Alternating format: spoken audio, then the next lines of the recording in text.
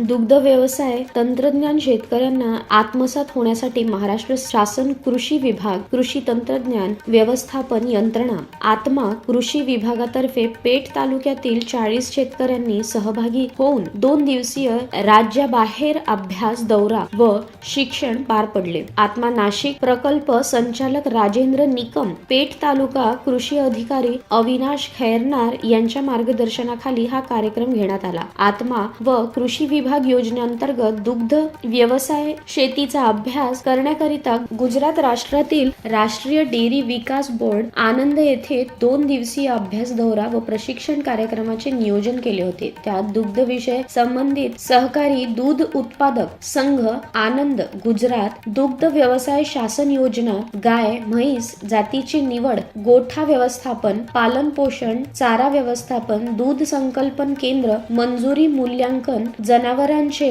पुनरुत्पादन, दूध व्यवसायाचे फायदे आदी विषयांवर मास्टर ट्रेनर अजित कुमार तांदळे भोसले यांनी शेतकऱ्यांना सखोल असे मार्गदर्शन केले. तसेच दूध संकलन केंद्र, चारा व्यवस्थापन शेती केंद्र, अमूल दुग्ध व्यवसाय आनंद येथे भेट देण्यात आली. या कार्यक्रमाचे नियोजन आत्मापेठ तालुका अधिकारी रावसाहेब पाटील, कृषी सहाय्यक दीपक वाघेरे यांनी केले. यावेळी सुरेश भोये, नामदेव पाडवी, शशिकांत भुसारे, मयूर भोये, शरद पवार, राहुल धूम यांच्यासह 40 शेतकरी उपस्थित होते.